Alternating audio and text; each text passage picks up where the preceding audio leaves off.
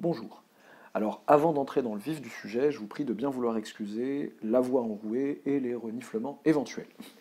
Alors, vif du sujet, qui ne concerne donc que les filières, que les filières chanceuses qui voient les nombres complexes, tant pis pour les autres, soit Z1, Z2 et Z3, trois nombres complexes distincts, deux Z2 distincts, soit M1, M2 et M3, les points respectivement associés à ces nombres complexes sur le plan complexe, soit P, le polynôme à coefficient complexe défini par P de x égale x moins z1 facteur de x moins z2 facteur de, oui ça a dû, j'ai forcé pour entrer, facteur de x moins z3, et enfin, soit alpha 1 et alpha 2, les racines complexes du polynôme P', distinctes ou non, hein, ça peut être la même, double, représentées respectivement sur le plan complexe par les points N1 et N2. Il s'agit de montrer que les mesures de ces angles-là sont les mêmes, que M1, N1, M1, M2, cet angle-là, a la même mesure que l'angle M1, M3, M1, N2. Vous pouvez vous donner peut-être 20 minutes avant de regarder la correction, et je donne une indication, enfin quelque chose d'admis, parce que cet exercice s'adresse surtout à des premières années qui n'ont pas forcément vu ou manipulé tant de polynômes complexes que ça et de polynômes en général.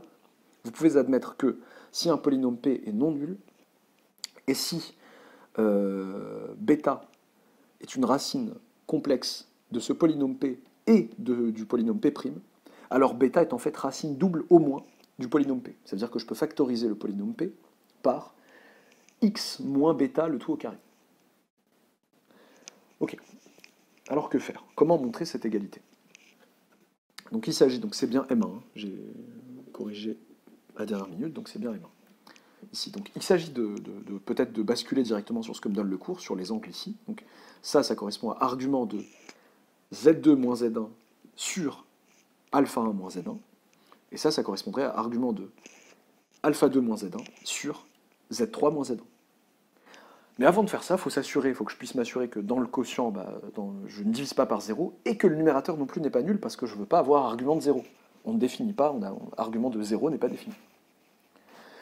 Alors, je vais essayer de regarder, on aimerait écrire, donc j'aimerais écrire.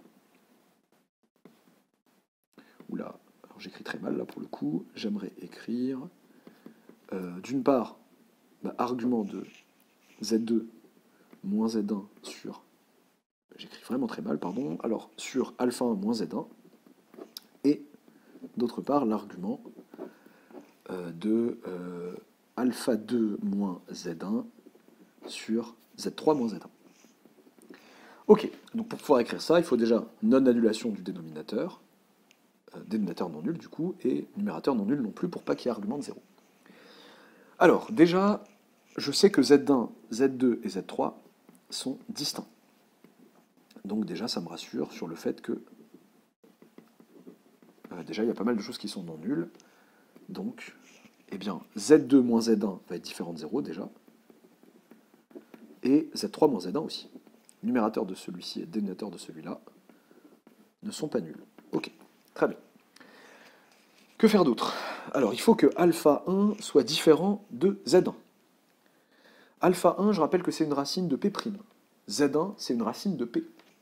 Si on avait, c'est un mini raisonnement par l'absurde, si on avait alpha 1 égale Z1, ce qui gênerait ici, eh bien Z1 serait racine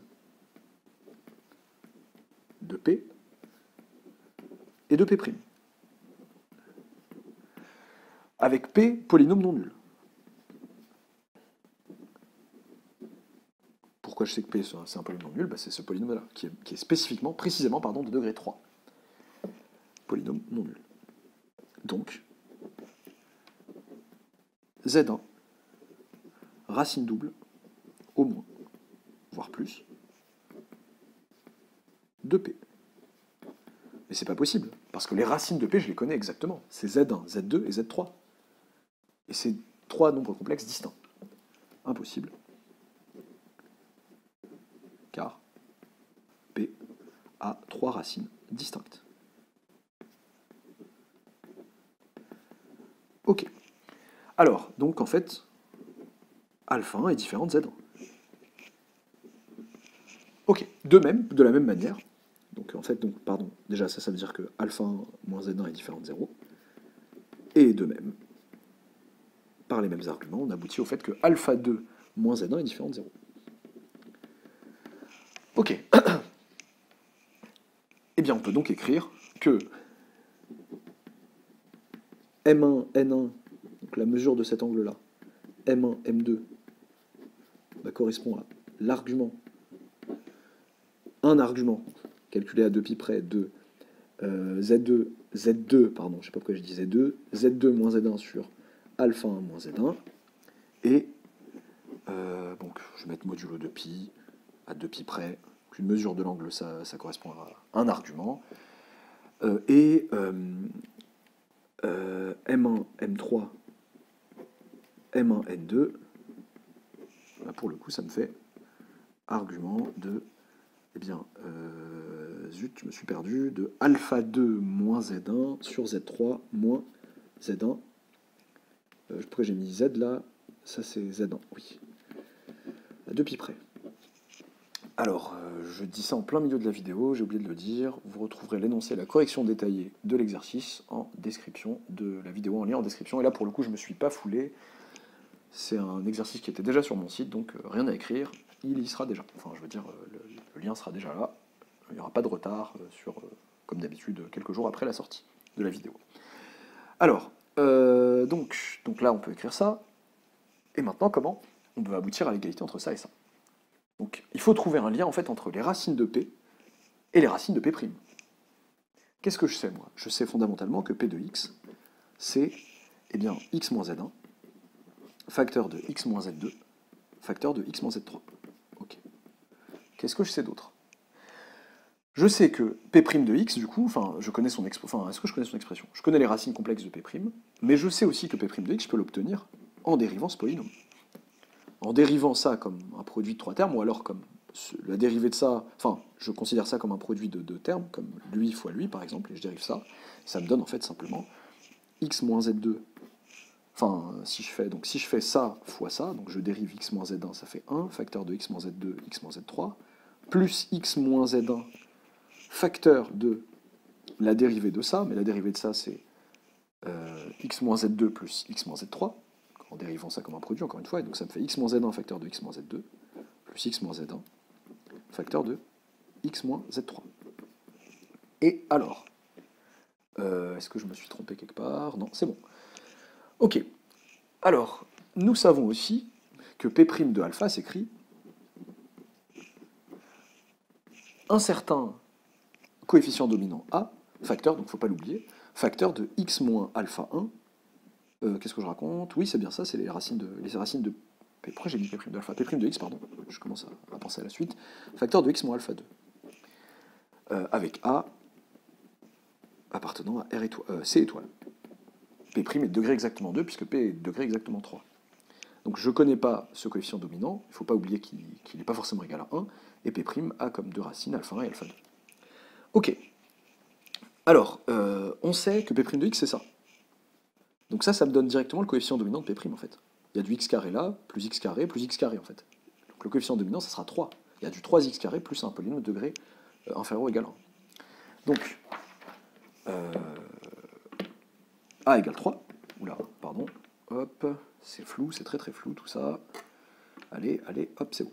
A égale 3. Et du coup, déjà, bon, c'est déjà quelque chose à prendre. Donc on a en fait que eh bien, les deux écritures de P' coïncident. Donc x moins z2 facteur de x moins z3 plus x moins z1 facteur de x moins z2 plus x moins z1 facteur de x moins z3, et bien ça doit être égal à 3 facteur de x moins alpha 1 facteur de x moins alpha 2. Et alors, qu'est-ce que je fais avec ça? Je peux être tenté de développer, mais je ne vois pas l'intérêt immédiat de développer comme ça. Je peux aussi me rappeler que c'est une égalité entre deux polynômes, et donc je peux remplacer, donc c'est une égalité entre deux fonctions polynomiales, je peux remplacer le x par la valeur que je veux, par le complexe que je veux, et ça restera vrai. Par quel complexe, pardon, est-ce que j'ai intérêt à remplacer? Je peux essayer avec Z1. Tiens. Donc, en particulier, eh bien, Z1 moins Z2, facteur de Z1 moins Z3, plus, donc dès qu'il y a du Z1, ça part. Au revoir. Donc 0 fois quelque chose, égale Ah bah c'est cool. 3 facteurs de Z1 moins alpha 1, Z1 moins alpha 2. Pourquoi j'ai pensé à Z1? Parce que je voyais du Z1 souvent dans les arguments que j'avais. Dans les quatre membres, enfin dans les deux quotients, déjà il y avait du Z1 au numérateur et au dénominateur, donc c'est pour ça que j'ai pensé à remplacer par Z1. Et j'obtiens ça. Et du coup, je peux diviser en fait, parce que Z1 moins alpha 1 c'est non nul. Donc je peux diviser par exemple par Z1 moins alpha 1. Ça fait. Et aussi par Z1 moins Z3. Hop. Ça nous fait en fait que. Pourquoi? Pour constituer ce qui est à l'intérieur de mes arguments. Donc Z1 moins Z2 sur Z1 moins alpha 1 est égal en fait à 3 Z1 moins alpha 2 sur, si je dis pas de bêtises, Z1 moins Z3. Ok. Bah là je vais juste mettre plutôt Z2 moins Z1 que Z1 moins Z2. C'est-à-dire en fait que Z2 moins Z1 sur alpha 1 moins Z1, pour avoir dans le même sens, bon, c'est pareil, je multiplie en haut et en bas par moins 1, égale 3 fois alpha 2 moins Z1 sur Z3 moins Z1. Ok. Très bien. Et du coup, bah, si je calcule les arguments de ces trois machins, ces deux nombres complexes, en fait, lui, je remarque que c'est lui fois un réel strictement positif. Donc je vois tout de suite qu'ils ont les mêmes arguments à 2 pi près, mais bon, je peux le détailler un peu. D'où argument de Z2 moins Z1 sur alpha 1 moins Z1 n'est autre que argument de tout ça. Mais l'argument, c'est une des propriétés sympas qui font penser un peu à la fonction ln, bah, c'est que ça fait argument de 3 du nombre complexe 3 plus argument de alpha 2 moins Z1 sur Z3 moins Z1, à 2 pi près. Ok. Donc, eh bien, argument de 3, ça c'est 0 modulo de pi. Les nombres réels strictement positifs ont comme argument 0, ont comme un argument 0, et les nombres réels strictement négatifs pi. Et enfin, j'obtiens que ces deux arguments sont égaux à 2 pi près, et donc que les mesures des angles M1, N1, M1, M2 d'une part, et M1, M3, M1, N2 d'autre part, sont égales. Voilà, ouf. Eh bien, à très bientôt pour un nouvel exercice.